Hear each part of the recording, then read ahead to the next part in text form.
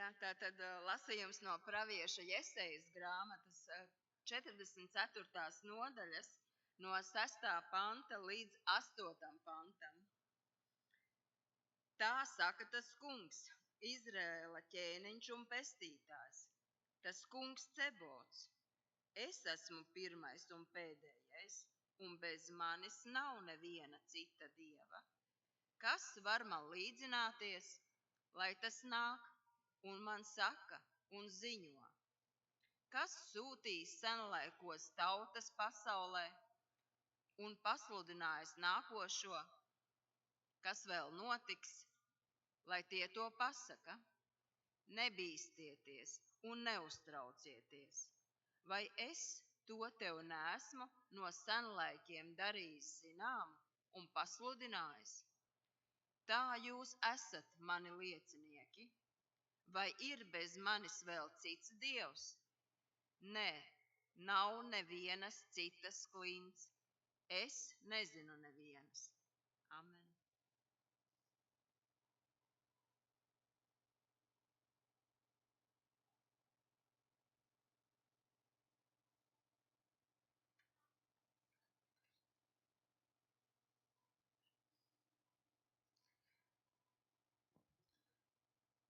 Lasījums no Pāvila vēstules romiešiem, 8. nodaļas no 12. līdz 26. pantam. Tātad, brāļi, mūs vairs nekas nesaista ar miesu, ka mums būtu jādzīvo pēc miesas. Jo, ja jūs pēc miesas dzīvojat, tad jums jāmirst. Bet, ja jūs gara spēkā darat galu miesas darbībai, tad jūs dzīvosiet. Jo visi, ko vada Dieva gars, ir Dieva bērni. Jo jūs neesat saņēmuši verdzības garu, lai atkal kristu bailēs, bet jūs esat saņēmuši dievbērnības garu, kas mums liek saukt Aba Tēvs. Šis pats gars apliecina mūsu garam, ka esam Dieva bērni. Ja nu esam bērni, tad arī mantinieki, Dieva mantinieki un Kristus līdzmantinieki. Jo tiešām, ja līdz ar viņu ciešam, mēs līdz ar viņu tiksim apskaidroti. Es domāju, ka šī laika ciešanas ir nenozīmīgas, salīdzinot ar nākamo godību, kas atspīdēs mums. Arī visa radība ilgodamās gaida to dienu, kad Dieva bērni parādīsies savā godībā. Jo radība pakļauta iznīcībai nevis aiz savas patikas, bet aiz tā gribas, kas viņu tai pakļāvis. Tomēr viņai dota cerība. Jo arī pati radība reiz tiks atsvabināta no iznīcības, verdzības un iegūs Dieva bērnu apskaidrību un svabadību. Jo mums ir zināms, ka visa radība vēl aizvien līdz ar mums klusībā nopūšas un cieš sāpes.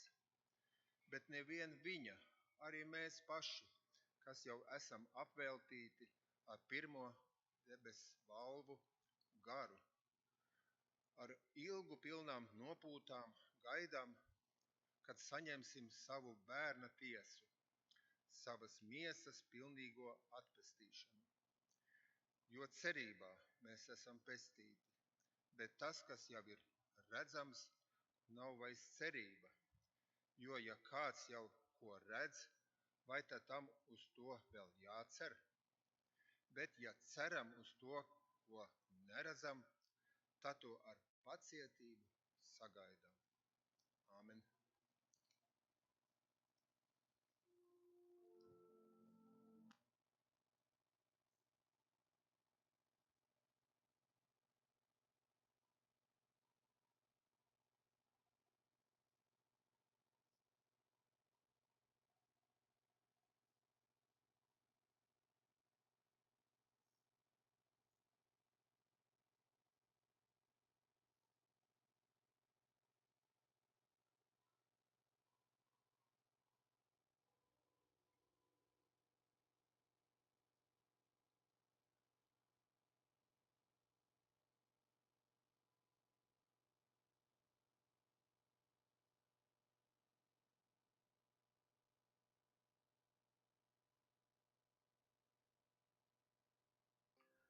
Žēlastība un miers jums no Dieva mūsu Tēva un no mūsu Kunga Jēzus Kristus.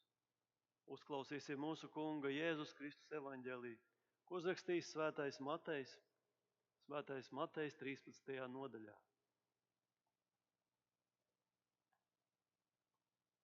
Vēl citu līdzību viņš tiem sacīja. Debesu valstība ir līdzīga cilvēkam, kas labu sēklu sēja savā tīrumā.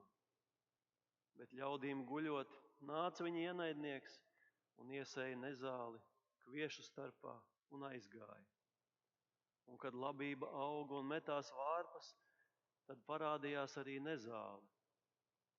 Tad nama tēva kalpi pie tā piegājuši sacīja: Kungs, vai tu neesi labu sēklu sējis savā tīrumā? No kurienes tad radusies nezāle?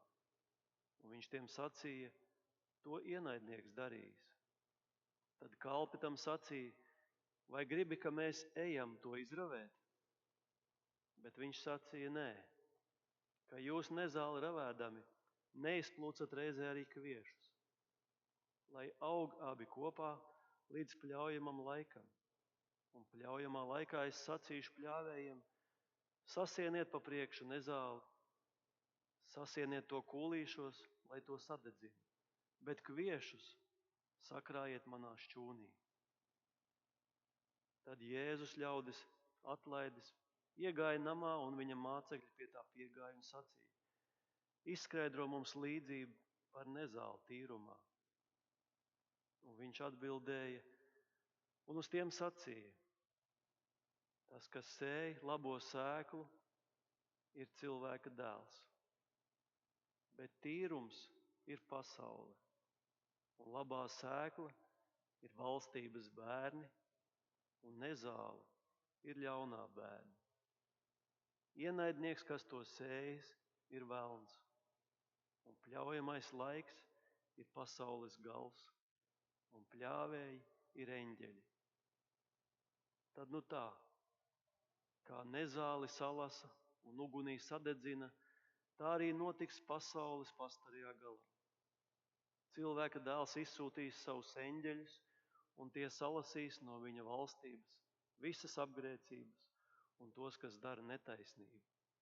Un tos metīs degošā templī, tur būs raudāšana un zobu trīcēšana. Tad taisnie spīdēs kā saule sava tēva valstībā. Kam ausis dzirdēt, tas lai dzird. Āmen. Kungs, Dievs, Svētais Gars, nāc un atdari mums tavu vārdu patiesību un piepildi mūsu sirdis ar to. Āmen.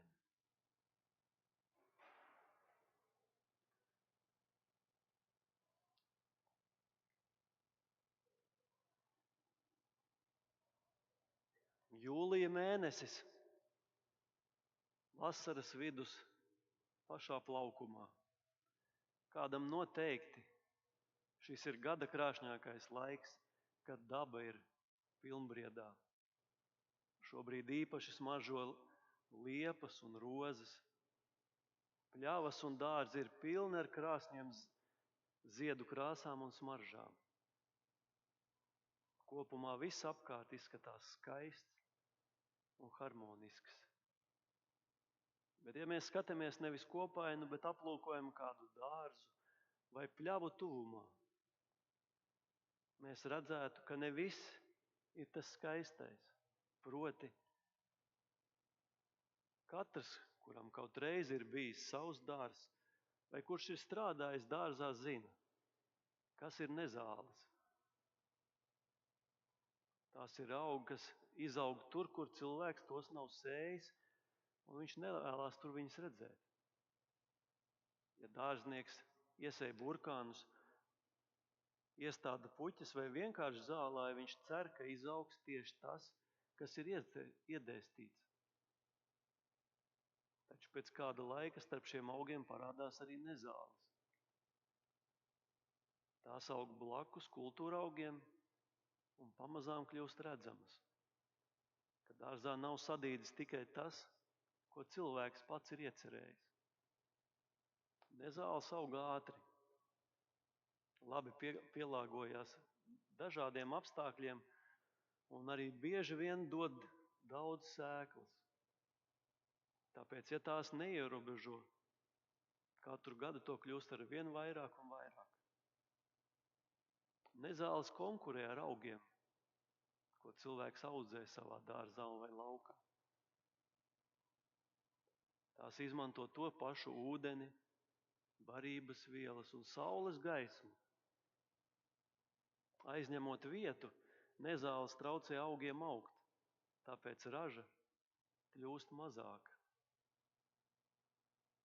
Dažas nezāles ir indīgas un izdala toksiskas vielas, kas var kaitēt vai pat iznīcināt tos augus, kuri ir blakus.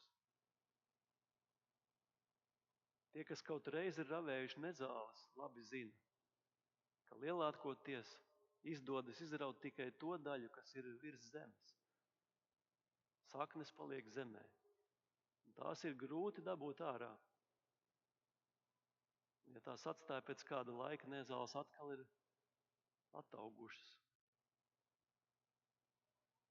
Turklāt, kad izdodas izraut nezāli ar visu sakni, tai līdzi nereti izraujas arī dārznieka iedēstītais augs, jo abu saknes bieži ir savijušās kopā. Varētu izraut nezāles kaut tās, kamēr tās tikko ir parādījušās virs zemes, bet tad pastāv risks, jo tās vēl nevar atšķirt no iedēstītajiem augiem. Pašā sākumā tie ir ļoti līdzīgi. Atšķirt vienu no otra var tikai tad, kad augi ir paaugušies. Tādēļ atsaucoties uz visu, ko minēju, dārzniekam vai zemniekam ir jānopūlās un ir regulāri jāravē, jākaplē vai citādi jādzīnās ar nezālēm. Tas viss attiecas uz zemkopību un darbu dārzā vai laukā. Taču Jēzus šo pašu piemēru izmanto, lai runātu par cilvēka dvēseles kopšanu.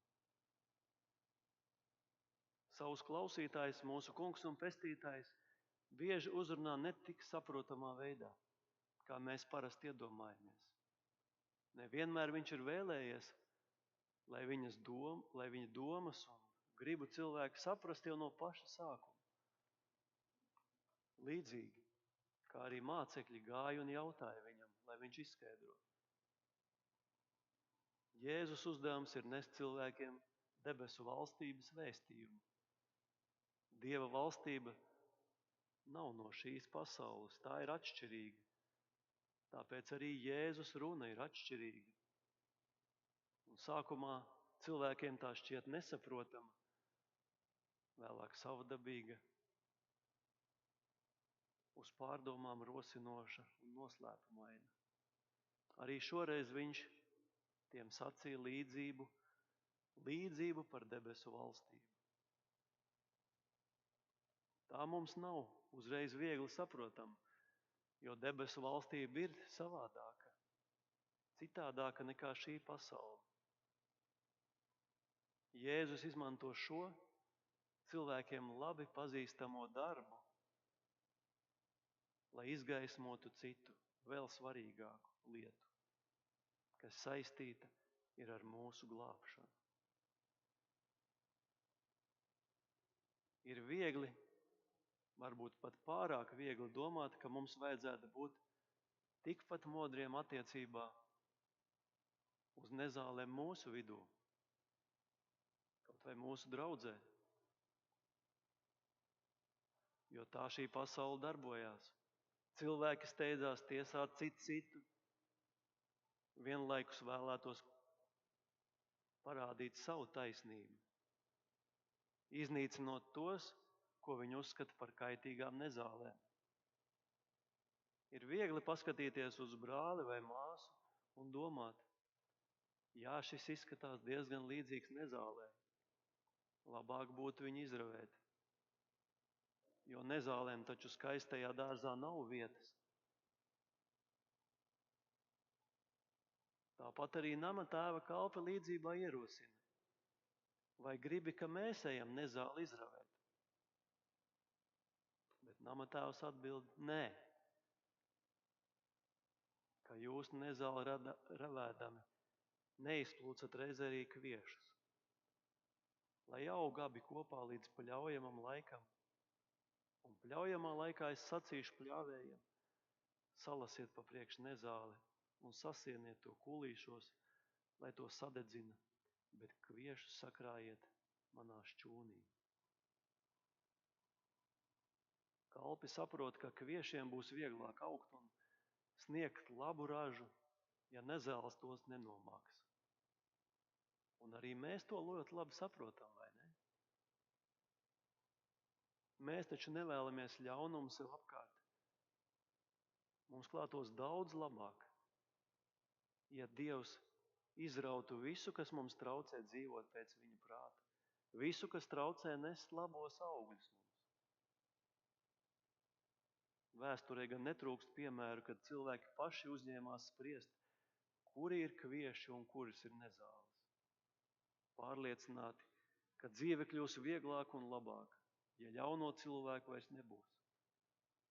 Taču pasaule nekad nav bez grēka.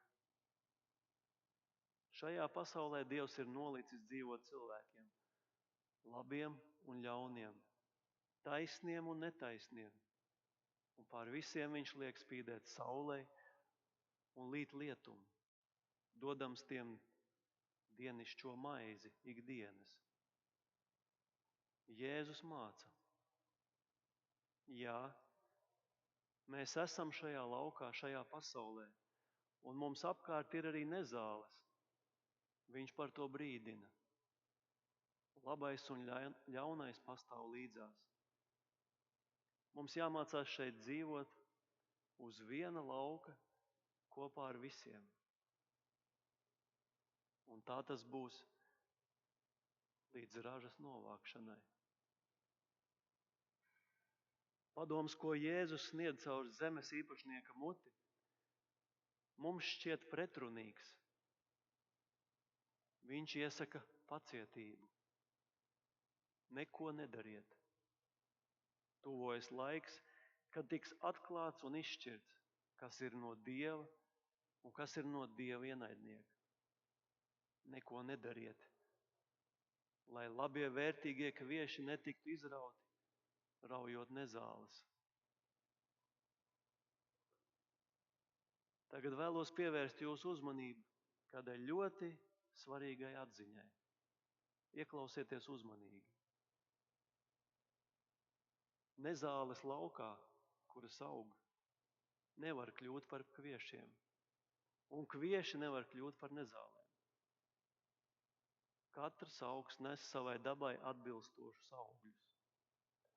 Taču cilvēks nav augs, un tieši šeit atklājās būtiska atšķirība.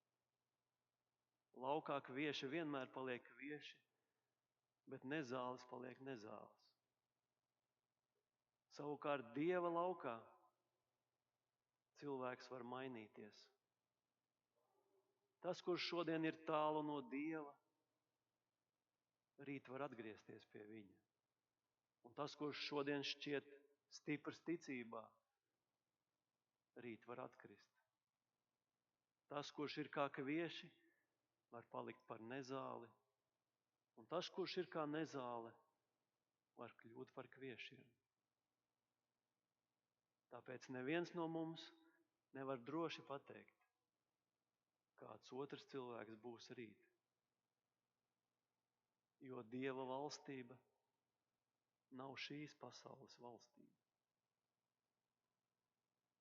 Dievs dara kaut ko negaidītu. Viņš liek gaidīt, viņš ir pacietīgs, jo dod cilvēkam iespēju atgriezties. Viņam rūp katrs viens. Un viņš darbojās mūsu dzīvē, lai palīdzētu mums ne tikai izdzīvot, bet arī augt ticībā, spēkā un priekā, ka mēs varam nest labus augļus. Jēzu Kristu arī tas, kurš šķita kā nezāle, var kļūt par jaunu radījumu. Šī raža būs citādāka. Un arī mūsu pļaujas laiks pienāks. Beigās būs taisnīga tiesa, būs galīga nošķiršana un taisnības atjaunošana. Jēzus mums to apsola, un mēs to apliecinam katru reizi, katrā svētdienā, kad mēs šeit esam. Viņš atkal nāks tiesāt dzīvos un mirušos. Tāpēc mēs varam būt pacietīgi šajā dzīvē. Mēs varam cerēt un dzīvot ar paļāvību arī tad, kad šķiet, kad nezāles augušas kuplas un nomāc kviešus. Mēs neesam ne savi, ne savu tuvāko tiesneši, bet Dievs ir. Tāpēc atstājam tiesu viņa rokās, viņš visu sakārtos. Jēzus saka, ka viņš sauks pie atbildības visus. Viņš šķiros, viņš sadedzinās, viņš sapulcinās savējos, viņš noslaucīs asaras. Un šī ir mūsu lielā cerība. Dievs ir pieņēmis mūs par saviem bērniem, un Kristus mūs ir darījis par saviem brāļiem un māsām. Lai arī mūsos vēl ir joprojām daudz tā, kas līdzinās nezālēm, un arī pasaule ap mums ir ļaunuma pilna, beigās viņš mūs droši sapulcinās savās rokās. Jo tas pats kungs, tas pats zemnieks, kas nāca no debesīm mūsu kviešu un nezāļu pilnajā pasaulē, kas nesa mūsu dzīves nezāles savā miesā, kas bija ērkšķu vainaga kronēts, viņš sapulcinās mūs visus. Visus, kas viņam piederam, savās mūžīgajās rokās. Un mēs zināsim, ka esam mājās. Mēs zināsim, ka esam kļuvuši par labiem kviešiem. Mēs zināsim, ka esam viņa mūžīgi. Tas ir mūsu dostais apsolījums, un tā ir mūsu cerība. Kam ausis dzirdēt, tas lai dzird. Āmen.